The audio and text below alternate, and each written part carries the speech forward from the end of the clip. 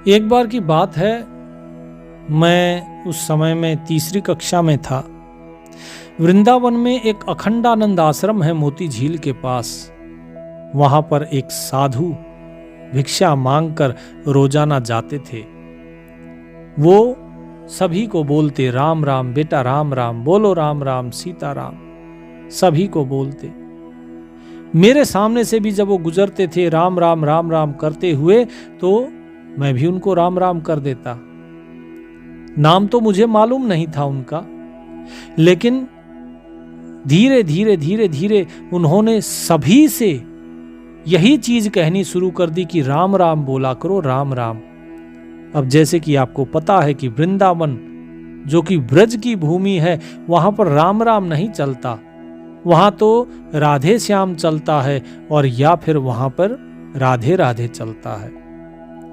तो कुछ लोग कहते राधे राधे, कुछ लोग कहते नहीं, अरे बाबा ये ब्रज की भूमि है, यहां तो सीताराम नहीं, यहां राधे श्याम चलता है। अब मैं तो छोटा था उस समय, मुझे इतनी जो है समझ थी नहीं। तो वो कभी कहते राम राम तो मैं कह देता राम राम, कभी कह देते राम राम और मैं बदले में कह देता राधे श्याम। तो वो इसी प्रकार बात करते और कई बार बच्चे उन्हें चिढ़ाते, क्योंकि जैसे ही बच्चे कहते नहीं बाबा राम राम नहीं राधे श्याम, बोले नहीं नहीं नहीं बोलो राम राम, वो सबके बच्चों के पीछे पड़ जाते।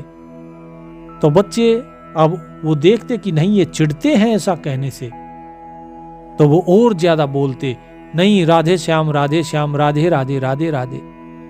अब ये उनके पीछे भागते। कई बार जो है बच्चे ऊपर से खड़े होकर बोलने लगते। जैसे ये नीचे से निकलते तो जहां भी चारों तरफ लोग अपनी छतों पे खड़े होके बोलते, बोले राधे राधे राधे राधे। अब ये राधे राधे ना बोले, ये बोले हमेशा सीताराम या राम राम। अब बड़ी मतलब समस्या हो गई। लोग भी आने जाने वाले ये सोचने लगे कि भाई ये बाबा जो हैं ये हमेशा राम राम ही बोलते हैं, अब इनसे हम जो है राधे राधे बुलवाएंगे या ये राधे श्याम बोलेंगे। लोगों ने बड़ी जो है कोशिश करी, बोलते रहे राधे राधे बोलो, राधे राधे राधे राधे, लेकिन बाबा ने राधे राधे नहीं बोला, उन्होंने राम राम ही रखा। तो एक दिन वो भिक्षा मांगकर बैठे हुए थे। छुट्टी का दिन था तो मैं भी पहुंचा। बालक ही तो था, मैं तीसरी कक्षा में ही था। तो मैं जाकर उनके पास बैठा और जाके उनसे मैंने पूछा कि बाबा सब आपको इतना चिढ़ाते हैं, इतना परेशान करते हैं, मेरे को अच्छा नहीं लगता। आप परेशान होते हो, आप उनके पीछे भागते हो, आप राम राम करते उनके पीछे भागते हो, और वो कहते हैं नहीं राधे राधे। ये सब किस लिए? क्या दोनों अलग अलग हैं? अब मुझे तो नहीं पता था, लेकिन मेरे मन में उत्सुकता हुई ये जानने की कि क्या दोनों अलग अलग हैं, क्या राम और कृष्ण दोनों अलग हैं। तो उनकी आंखों में आंसू आ गए। वो बोले कि बेटा राम और कृष्ण अलग नहीं हैं, परमात्मा तो एक ही है। तो मैंने पूछा कि फिर ये राम राम का क्या जो रहस्य है वो बताइए, कि आप राम राम कहते हैं, आप राधे श्याम नहीं कहते, और लोग राधे श्याम कहते हैं, वो आपकी राम राम नहीं कहते। तो उन्होंने कहा कि बेटा ये जीवन बड़ा छोटा है, इस जीवन में लोग अनेक प्रकार के हैं। कुछ ये सोचते हैं कि उन्हें कोई समझा दे, लेकिन इस संसार में अधिकतर लोग ऐसे हैं जो आपके समझाने से नहीं समझते। वो आपका आनंद लेना चाहते हैं, वो इस चीज में बड़े प्रसन्न होते हैं कि किसी दूसरे को दुख मिले। तो इसीलिए मैं नाटक करता हूं गुस्सा होने का। मैं गुस्सा नहीं होता, क्योंकि मैं चाहता हूं लोग प्रभु का नाम ले, लोग प्रभु का नाम सुमिरन करें। तो जिस वक्त मैं किसी गली से गुजरता हूं और लोग मुझे देखकर राधे राधे कहते हैं या राधे श्याम कहते हैं, तो कुछ पल के लिए ही सही कम से कम उनका नाम सुमिरन होता है। इसीलिए मैं बच्चों के पीछे भागता हूं, इसीलिए मैं लोगों के पीछे भागता हूं, ताकि लोग नाम सुमिरन करें। चाहे वो मुझे पागल समझते हो, लेकिन इसी बहाने वो नाम सुमरन करते हैं। मैं खुद भी नाम सुमरन करता हूं, इसी बहाने मैं दिल से नाम सुमरन करता हूं। भले ही वे दिल से ना करे, ऊपर से करते हो, लेकिन जब कोई व्यक्ति चलता है किसी मार्ग पे तो उसके पद चिन्ह उस रास्ते पे रह ही जाते हैं, निशान पड़ ही जाता है। जैसे कि कबीर साहिब कहते हैं कि रसरी यावत जात ते सिल पर परत निशान, कि यदि रस्सी आती जाती रहेगी तो पत्थर पे भी निशान पड़ जाते हैं। कुएं पे जब पानी भरते हैं, रस्सी खींची जाती है तो रस्सी जिस पत्थर से रगड़ रगड़ के आती है, इतनी नाजुक होती है रस्सी और पत्थर इतना कठोर, फिर भी उस पे निशान पड़ ही जाते हैं। इसी प्रकार यदि मैं इनसे नाम बुलवाता रहूंगा तो एक दिन इनके मन में प्रश्न उठेगा, आखिर ये कृष्ण है कौन, आखिर ये राम है कौन। जिस प्रकार तुमने मुझसे आके प्रश्न किया कि क्या दोनों अलग अलग हैं, क्या दोनों में कोई भेद है, इसी प्रकार एक दिन इनके हृदय में भी ये प्रश्न उठेगा। और जैसे तुम भागे हो अपने प्रश्न के समाधान के लिए, एक दिन ऐसा दिन आएगा जब ये भी अपने प्रश्न के समाधान के लिए भागेंगे। ये समझेंगे इस बात को कि इन्होंने जो राम राम जपा या राधे श्याम जपा, इसका क्या लाभ हुआ। ये हर चीज को एक दिन पहचानेंगे, क्योंकि जो तीव्र बुद्धि व्यक्ति होता है वो इन चीजों को समझता है, इन चीजों को परखता है। तो इसीलिए मैं जो है राम राम कहता हूं, ताकि ये चिढ़ के ये राधे श्याम कहे। जो राम राम कहेगा प्रेम से वो तो अच्छा है ही, लेकिन यदि कोई समझाने से ना माने, साम दाम दंड और भेद, यही तरीके हैं बेटा सबको समझाने के। तो साम माने समझाना, समझाने से जब कोई नहीं मानता तो उसके बाद होता है दाम, यानी कि किसी को लालच देना। अब मुझ फकीर के पास कुछ है ही क्या जो मैं किसी को दे सकूं, मेरे पास तो दान देने के लिए कुछ है ही नहीं जिससे मैं लोगों को लालच दे सकूं, तो इसीलिए दाम का सहारा मैं नहीं लेता। फिर आता है दंड। दंड अर्थात लोगों को दंड देना, उनको पीड़ा देना, तो मैं उनके पीछे गुस्सा करके भागता हूं, हालांकि वो गुस्सा बेशक नकली ही सही। और उसके बाद आता है भेद, अर्थात फर्क पैदा करना, कि जैसे मैं कहता हूं राम राम और ये कहते हैं श्याम श्याम, तो ये भेद है कि ये राम को श्याम से अलग मान रहे हैं, इसीलिए ये मुझे चिढ़ाने के लिए राम राम की बजाय श्याम श्याम राधे राधे बोलते हैं। तो ये मेरे साम दाम दंड भेद हैं जिनसे मैं लोगों का सुमिरन करवाता हूं और स्वयं भी सुमिरन करता हूं। और बेटा तुम भी सुमिरन किया करो। वो मेरा पहला अनुभव था जब मैं किसी महात्मा के पास बैठा और उनसे ऐसी गहरी बात हुई, लेकिन वो बात एक चीज मेरे मन में घर कर गई, और वो ये कि एक नाजुक सी जो रस्सी है वो भी इतने कठोर पत्थर पे निशान डाल देती है। क्योंकि मैंने कुएं के आसपास में वो निशान देखे हुए थे, तब मैंने सोचा यदि एक रस्सी इतने कठोर पत्थर पे भी अगर निशान डाल सकती है, तो क्या एक व्यक्ति अपने सुमिरन और साधना से कठोर कठिन कहे जाने वाले उस परमात्मा को प्राप्त नहीं कर सकता क्या? उसकी रास्ता उसको पाने का बड़ा कठिन बताया जाता है, लेकिन क्या उसे हम प्राप्त नहीं कर सकते? अवश्य प्राप्त कर सकते हैं। लेकिन उन बाबा के जाने के बाद मैं रोजाना उनसे बात करने की सोचता था, लेकिन वो उसके बाद कभी दिखाई दिए नहीं। मैं बहुत बार सोचता था, अखंडानंद आश्रम में भी भागा जाता था, क्योंकि उनकी बातों में जो रस आया वो रस मुझे फिर कभी मिला नहीं। मैं उनकी बातों के जो गूढ़ अर्थ थे उनको समझना चाह रहा था, लेकिन वो फिर कभी मिले नहीं। तो आपके जीवन में इसी प्रकार संत महात्मा आते हैं, आपके जीवन को एक दिशा देते हैं और फिर वे अपनी मंजिल की ओर निकल जाते हैं। उसके बाद फिर वो आपको नहीं मिलते। अब आपके ऊपर ये निर्भर करता है कि आप उनकी बताई हुई शिक्षा पर चलते हैं या नहीं चलते हैं, या केवल उसे सुनकर भूल जाते हैं। अब आज देखिए, आज क्या है? मंगलवार।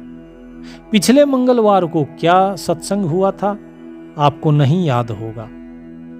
कल क्या सत्संग हुआ था बहुतों को तो यही याद नहीं होगा, क्योंकि हम सत्संग को सिर्फ सुनते हैं, उसको अनुभव नहीं करते। जब तक हम उसको अनुभव नहीं करेंगे तब तक बात कैसे बनेगी? कबीर साहिब अपने एक शब्द में कहते हैं, बूझ बूझ पंडित पद निर्वाण, सांझ परे कहवा बसे भान, ऊंच नीच पर्वत ढेला न ईंट, बिनु गायन तहवा उठे गीत। कि हे पंडितों, जो मोक्ष पद है उसे समझने की चेष्टा करो, क्योंकि कबीर साहिब के जो ज्ञान थे उस ज्ञान को सुनने के बाद बहुत से काशी के ऐसे पंडित हो जो कबीर साहिब के अनुयायी बन गए थे। कबीर साहिब उन सभी को समझाते हैं कि तुम मोक्ष के पद को समझने की पहले चेष्टा करो। उसको चेष्टा क्यों नहीं करते? जरा सोचो कि जब सांझ ढल जाती है तो ये सूर्य कहां पर निवास करता है। अगर तुम कहते हो कि सूर्य कहीं पर्वत, कहीं सुमेरु के पीछे चला जाता है, छिप जाता है, तो ये गलत है। सूर्य को छिपने के लिए ऊंचा नीचा पर्वत ढेला ये सब नहीं चाहिए। वो बहुत विशाल है, वो इस पृथ्वी से भी विशाल है, उसे ये सब नहीं चाहिए। और वो जहां रहता है उसका प्रकाश भी उसके साथ ही रहता है। वो जिस जगह रहेगा वहीं पर उसका प्रकाश रहेगा। और केवल पृथ्वी की आड़ में हो जाने के कारण ही अंधेरा हो जाता है और रात हो जाती है। इसी प्रकार जो ज्ञान स्वरूप चेतन है वो समाधि और मोक्ष में अपने स्वरूप में स्थित रहता है। जिस प्रकार जो प्रकाश है सूर्य का, वो सूर्य के अंदर स्थित रहता है। उसके बाद अगर आप साधना करोगे तो आप समझ पाओगे कि बिना गायन के ही गीत का स्वर उठ रहा है। ये गीत का स्वर क्या है? ये है एकाग्रचित साधक की अपनी अंतरात्मा की आवाज। वो उसे सुनाई देती है और अपनी अंतरात्मा रूपी गुरु से, क्या है जो अंतरात्मा, वो गुरु बन जाती है। क्योंकि जब बाहरी गुरु आपको ज्ञान देता है, नाम देता है, उस नाम को आप सुमरन करते हो, धीरे धीरे अंदर चलते हो, फिर अंदर से अंतरात्मा की आवाज आती है, फिर वो आपकी गुरु बन जाती है। और जब अंतरात्मा आपकी गुरु बनती है तो ही आपको सतगुरु की प्राप्ति होती है, उससे पहले नहीं होती। तो कबीर साहिब कहते हैं कि भाई जो अंतरात्मा रूपी गुरु है उसी से साधक को हमेशा दिशा निर्देश लेना चाहिए, ना कि मन से। ना तो पानी, ना ओस के कण, और ना ही उसके बाद प्यास रहती है। अर्थात संसार की जो भोग और उनकी इच्छाएं हैं वो सब समाप्त हो जाती हैं। फिर निवास करने के लिए कोई भौतिक मंदिरों की आवश्यकता नहीं होती कि जाओ मंदिर में बैठ जाओ, क्योंकि फिर साधक के पास तो स्वरूप स्थिति रूपी अभेद्य किला है। और दूध पीने के लिए हजारों गायें भी दूही जाती हैं। अब ये हजारों गायें क्या हैं? ये हजारों गायें हैं जब व्यक्ति समाधि में लीन होता है तो उस साधक के हृदय में आनंद की हजारों तृप्तियां बरसती हैं, वो तृप्त हो जाता है। वही है हजारों गायें दूहना। वहां पे अलग से कोई हजारों गायें नहीं है, क्योंकि जो साधना में बैठ गया, जो अपने अंदर उतर गया, तो अंदर में कहां से हजारों गायें आएंगी। साहिब कहते हैं, ओस न प्यास मंदिर नहीं जहवा, सहसों धेनु दुहावे तहवा, नित अमावस नित संक्रांति, नित नित नौग्रह बैठे पांति। अब देखिए क्या कहा, नित अमावस, नित अर्थात रोज, यानी रोजाना अमावस होती है और रोजाना ही संक्रांति होती है। तो अमावस कब होती है? अमावस होती है जब चांद और सूरज दोनों एक साथ आ जाते हैं। यानी सूर्य जो है वो चंद्रमा के आगे आ गया, दोनों एक साथ। सूर्य की जो रोशनी है वो पृथ्वी पर पड़ेगी और पृथ्वी की परछाई चंद्रमा पर पड़ेगी, तो एक ही, जो कहते हैं ना, एक सीधी रेखा में ये तीनों आ गए। तो तीनों आ गए तो पृथ्वी की परछाई पड़ने के कारण जो चंद्रमा की चांदनी है वो नहीं आती, क्योंकि प्रकाश उसे मिल ही नहीं रहा है। तो वही चीज कबीर साहिब कहते हैं कि सूर्य और चंद्रमा जब एक साथ रहते हैं तो अमावस कही जाती है, और जब एक बिंदु से दूसरे बिंदु की तरफ चला जाता है तो उस मार्ग से चलने को ही संक्रांति कहते हैं, जो कि समय समय पर होता रहता है। लेकिन जब व्यक्ति समाधि में लीन होता है तो उसके लिए अमावस क्या है? उसके लिए अमावस रोजाना है, क्योंकि उसके साथ ज्ञान रूपी सूर्य और मन रूपी चंद्रमा हमेशा ही निवास करते हैं। वो हमेशा उसके साथ रहते हैं, क्योंकि वो जड़ बिंदु से किस तरफ चल रहा है? चेतन की तरफ। अर्थात जो साधक है वो इस संसार की जड़ता को छोड़ के अपने स्वयं को शरीर से अलग समझ के क्या मान रहा है? अब आत्म चेतन की तरफ बढ़ रहा है, अपने चेतना की तरफ बढ़ रहा है। तो जब जड़ से चेतन की तरफ बढ़ता है तो उसको भी संक्रांति कहा जाता है। इसीलिए एक साधक की रोजाना ही संक्रांति है और रोजाना ही अमावस है। अब आते हैं 9 ग्रह आदि, ये सब भी तो हैं। तो साहिब कहते हैं कि नित अमावस नित संक्रांति, नित नित 9 ग्रह बैठे पांति। पांति मतलब पंक्ति में। अब ये 9 ग्रह कौन से हैं? ये 9 ग्रह हैं, 4 तो आपके अंतःकरण और 5 आपकी ज्ञानेंद्रियां। 5 ज्ञानेंद्रियां कौन सी हैं? जैसे जिह्वा, कान, आंख, नाक, त्वचा, जो स्पर्श को महसूस करती है। तो ये 5 आपकी ज्ञानेंद्रियां हो गई, और 4 आपके जो अंतःकरण है वे क्या है? मन, बुद्धि, अहंकार और चित्त। ये 4 आपके अंतःकरण हो गए। और जब ये सभी एक ही पंक्ति में बैठते हैं, अर्थात जब इनको संयमित कर लिया जाता है तो ये स्थिर हो जाते हैं। तो कबीर साहिब कहते हैं कि हे पंडितों, तुम्हारे हृदय में जो मोह माया का आवरण आया, पहले तो सोचो कि वो कब आया। मैं आप लोगों से पूछ रहा हूं, मैं तो ही पूछो पंडित जना, हृदया ग्रहण लागू के ही खाना। कहे कबीर इतनो नहीं जाना, कौन शब्द गुरु लागा काना। कि तुम्हारे हृदय में जो मोह माया का ग्रहण लगा है, यानी कि जो माया का आवरण है, वो कब आया? ये पर्दा कब पड़ गया माया का? या कब कब ये ग्रहण लगता है? यानी किस किस समय आपके मन में, बहुत से ऐसे साधक होते हैं ना जो माया से वैसे तो दूर रहेंगे, लेकिन कभी कभार वो लालच में फंस जाते हैं, कभी कभार वो काम में फंस जाते हैं। जैसे विश्वामित्र जी वैसे तो साधना में लीन थे, लेकिन जब मेनका आई तो वो उनकी साधना भंग कर दी और वो फिर से माया में फंस गए। तो साहिब वही पूछ रहे हैं कि तुम्हारे मन में कब ये माया का पर्दा पड़ता है, ग्रहण लगता है, या फिर कब कब लगता है? क्या तुम इतना जानते हो? अगर नहीं जानते हो तो फिर आज तक जो तुम्हारे गुरु थे, उन तुम्हारे गुरु ने तुम्हें क्या सिखाया है?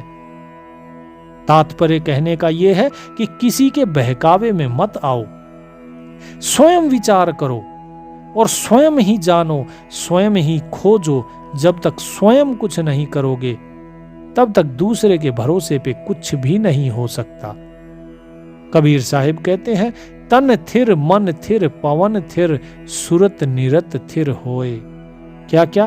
तन, मन, सुरत, निरत और पवन, ये पांचों को आपको स्थिर करना है। तो कैसे हुआ? साहिब ने इसी शब्द में बताया है वो कि ये कैसे स्थिर हुई। तो जो पवन स्थिर हुई वो किससे हुई? तन तो आप बैठ के स्थिर कर लोगे, एक स्थान पे बैठ के। मन को स्थिर करोगे आप नाम सुमिरन के द्वारा, और श्वासों के द्वारा ईला पिंगुला जो नाड़ी है, जो सूर्य और चंद्रमा की बात हो रही थी, ये वास्तव में ज्ञान रूपी सूर्य और मन रूपी जो चंद्रमा है, इनको स्थिर करना है। किसके द्वारा? इस श्वास के द्वारा ईला पिंगुला नाड़ी को स्थिर करो। और उसके बाद जब पवन स्थिर हो गई, फिर आपको क्या करना है? फिर सूरत को स्थिर करना है और फिर निरत को स्थिर करना है। तो कबीर साहिब क्या कहते हैं? तन थिर मन थिर पवन थिर, सूरत निरत थिर होए, कहे कबीरता दास को गंज सके नहीं कोई। और ऐसे दास को कहते हैं कि स्वयं काल भी उसका बाल बांका नहीं कर सकता है।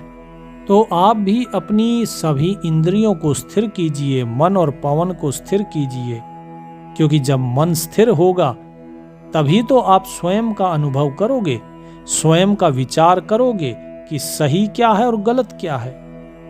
बचपन में एक कहानी सुनी थी और उसमें क्या था कि एक राजा ने अपने जो गुरु थे उन गुरु को कहा कि मेरे राज्य में वार्षिक उत्सव है, मैं चाहता हूं कि आप मेरे राज्य में आएं और मेरे राज दरबार की शोभा बढ़ाएं।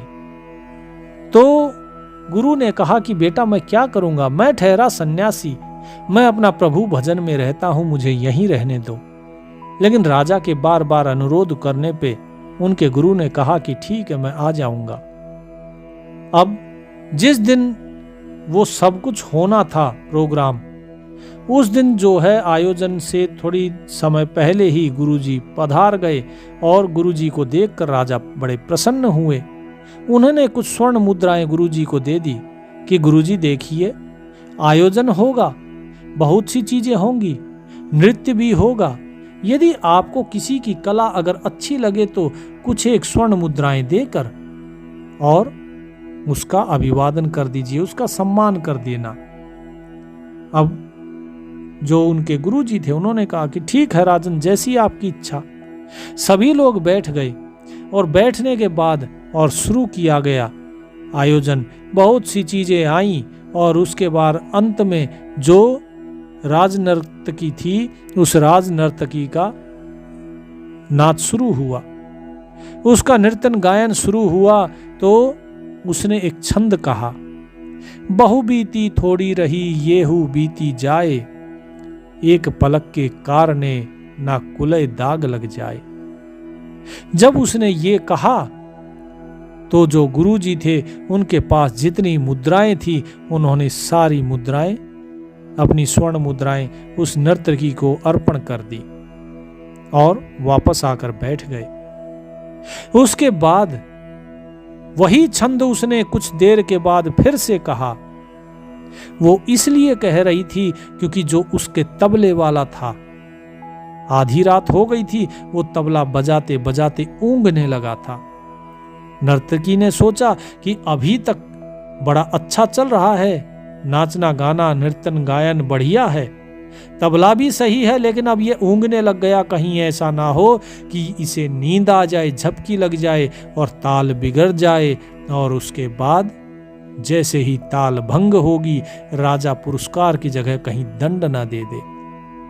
इसीलिए उसने कहा कि बहु बीती थोड़ी रही येहू बीती जाए, पलक एक के कारणे न ताल भंग हो जाए। जब उसने ये चीज कही दूसरी बार, तो जो राजा की पुत्री थी उसने भी अपनी जो स्वर्ण मुद्राएं थी वो उसके चरणों में अर्पण कर दी और आकर बैठ गई। अभी यही चीज चल रही थी, ये नृत्यन गायन थोड़ी देर और चला, फिर से यही चीज कही, बहु बीती थोड़ी रही येहू बीती जाए, पलक एक के कारणे ना कुलय दाग लग जाए, कि भाई एक पल के कारण कहीं कुल पर दाग ना आ जाए, इसीलिए ध्यान से तबला बजाओ। तो राजा का जो पुत्र था उसने भी आकर अपनी स्वर्ण मुद्राएं अर्पण कर दी और जैसे ही राजकुमार ने स्वर्ण मुद्राएं अर्पण करी तो राजा ने कहा, रुको, ठहरो, क्या लगा रखा है ये?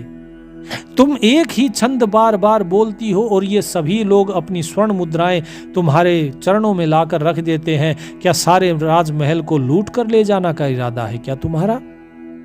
उसने कहा, महाराज मैंने तो कुछ नहीं कहा, मैं तो अपने तबले वाले को कह रही थी, क्योंकि ये ऊँग रहा था तबला बजाता हुआ। मुझे लगा कहीं ताल भंग ना हो जाए और कहीं ऐसा ना हो कि हमारा नृत्य और गायन बिगड़ जाए, इसीलिए मैंने इसे सतर्क करने के लिए कहा। अब दूसरी तरफ मुड़कर उस राजा ने गुरुजी से पूछा कि गुरुदेव, आपको इसके नृत्य में ऐसा क्या दिखाई दिया कि आपने अपनी सारी स्वर्ण मुद्राएं इसको अर्पण कर दी? और पुत्री, तुम्हें क्या ऐसा दिखाई दिया कि तुमने इसके सारी स्वर्ण मुद्राएं अर्पण कर दी? और राजकुमार, तुमने भी ये मूर्खता कैसे करी? तो उस राजकुमार ने कहा कि पिताजी, आप तो बूढ़े होते जा रहे हैं, आप समझ ही नहीं रहे हैं कि अब आपका वानप्रस्थी का समय आ गया। मैंने तो ये सोचा था आज के इस नर्तन गायन के बाद रात को जब आप थक कर सो जाएंगे आपकी हत्या कर दूंगा और उसके बाद ये सारा राजपाट मेरा हो जाएगा। जैसे ही उसने ये बात कही तो राजा का हृदय धक्क से रह गया कि मेरा ही पुत्र मेरी हत्या करना चाहता है। और उसके बाद उसने पुत्री से पूछा तो पुत्री ने कही कि पिताजी, मेरी उम्र निकलती जा रही है, लेकिन आपने आज तक कभी अपने राजकाज से फुर्सत निकाल कर ये नहीं देखा कि मेरी बेटी बड़ी हो गई है, विवाह लायक हो गई है, कितने वर्ष बीत गए हैं। मैं जो मेरे महल का पहरेदार है उसके साथ आज भाग जाना चाहती थी, लेकिन इसकी केवल एक इसी छंद ने मुझे झकझोर के रख दिया। मैंने सोचा कि ये सब करने से मेरे कुल को दाग लगेगा, इससे तो बेहतर है कि मैं कुछ और समय देखूं। कभी तो मेरे पिता को सुध आएगी कि हाँ, पुत्री का विवाह करना है।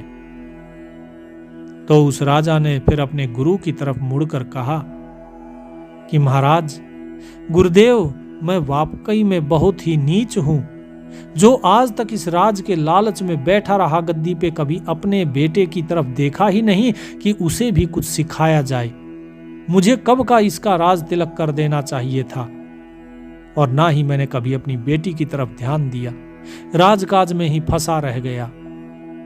मुझे इनकी बात समझ में आती है, लेकिन भगवान, मुझे आपकी बात नहीं समझ में आई। आप तो ठहरे सन्यासी, आप ठहरे सिद्ध साधक, आपने भी एक गुरु होकर एक वेश्या के नाच पर अपनी सारी मुद्राएं अर्पण कर दी, ऐसा आपने क्या देखा? तो उसके गुरु ने कहा कि बेटा, आज से ये मेरी गुरु बन गई है, क्योंकि आज इसने मुझे वो शिक्षा दी है कि मैं पतित होने से बच गया। जो व्यक्ति हमेशा राम नाम में लगा रहता है, जो व्यक्ति हमेशा प्रभु सुमिरन में लगा रहता है, आज तुम्हारे बुलावे के कारण इस राजमहल की चकाचौंध देखकर और मैं एक वेश्या का नाच देखने के लिए बैठा हुआ हूँ। बताइए, अपना राम नाम को छोड़ के मैं एक वेश्या का नृत्य देख रहा हूँ, इससे ज्यादा अधोगति मेरी और क्या हो सकती है? लेकिन इसके एक छंद ने मुझे झकझोर दिया और मुझे ये एहसास दिलाया कि देख, तू क्या कर रहा है, तुझे किस मार्ग पे जाना था और तू कहां किस मार्ग पे चल दिया। इसलिए राजन, मुझे क्षमा कीजिए, मैं अब वापस जा रहा हूं अपने तपोवन। मैं वहीं पर अपनी तपस्या करूंगा, मालिक का नाम सुमरन करूंगा, साधना करूंगा। राजा ने जब ये सारी बातें सुनी तो उसके मन में वैराग्य हो गया कि वास्तव में इन सब का मन जाग गया, लेकिन मैं ही एक अकेला रह गया कि इसने बार बार वही चीज दोहराई, लेकिन मैं ही नहीं समझ पाया। अंततः उसने अपनी पुत्री का विवाह किया कि देख बेटी, यहाँ पर कितने राजा आए हुए हैं, तेरा स्वयंवर है, तू अपना वर स्वयं चुन, तुझे जिससे विवाह करना है उससे विवाह कर। पुत्री का विवाह करके और पुत्र को राजपाट देकर उसने वानप्रस्थी ले ली और उसके बाद सन्यासी हो गया और अपने गुरु की सेवा में ही वहीं पर रहना शुरू कर दिया, वन में ही। कहने का मतलब ये है कि जब कोई चीज बताई जाती है उस चीज के अलग अलग अर्थ होते हैं और वो सभी अर्थ व्यक्ति के अपने भाव के हिसाब से ही होते हैं। कौन व्यक्ति क्या करता है क्या नहीं करता है, गुरु ने क्या कहा क्या नहीं कहा, ये सारी चीजें भाव पे निर्भर करती हैं कि आपके अंदर भाव कैसा है। जैसा आपके मन में भाव होगा आपको चीजें वैसी ही दिखाई देंगी। जाकी रही भावना जैसी, प्रभु मूरत देखी तिन तैसी। जिसकी जैसी भावना होती है वो वैसी ही प्रभु की मूरत उसे दिखाई देती है। कोई भी बात कर लो, सबका अपना अलग अलग अनुभव होता है। जिस प्रकार इस कहानी में हर एक का अपना अलग अलग अनुभव था, सबने अलग अलग ज्ञान प्राप्त किया। छंद तो केवल एक ही था। उस छंद का अर्थ तबला बजाने वाले ने अलग लिया, गुरु ने अलग लिया, राजकुमारी ने अलग लिया, राजकुमार ने अलग लिया। इसी प्रकार कबीर साहिब भी कहते हैं कि भाई तुम किसी के बहकावे में मत आओ, क्योंकि तुम्हें स्वयं विचार करना चाहिए। कहें कबीर इतनो नहीं जाना, कौन शब्द गुरु लागा काना। और यदि तुम इतना भी विचार नहीं कर पाए तो फिर बताओ कि तुम्हारे गुरु का जो शब्द था उससे तुमने क्या सीखा। कौन सा शब्द तुम्हारे हृदय में उतरा। तुम्हारे हृदय में अगर गुरु का शब्द उतरता तो वास्तव में तुम्हारा कल्याण हो जाता, लेकिन आज तक तुम्हारे हृदय में कोई गुरु का शब्द उतरा ही नहीं। इसीलिए कबीर साहिब बार बार इस चीज की ओर इशारा करते हैं कि भाई आत्म अनुभव करो, स्वयं का अनुभव करो, दूसरे के अनुभव के पीछे ना भागो, क्योंकि दूसरे का अनुभव आपका कल्याण नहीं कर सकता। जिस प्रकार दूसरे का खाया हुआ भोजन आपका पेट नहीं भर सकता, दूसरे का पिया पानी आपकी प्यास नहीं बुझा सकता, इसी प्रकार दूसरे का किया हुआ अनुभव आपको मुक्ति नहीं दे सकता। तो स्वयं की मुक्ति स्वयं ही ढूंढनी होती है, स्वयं ही करनी होती है, तभी व्यक्ति का कल्याण होता है। सत साहिब।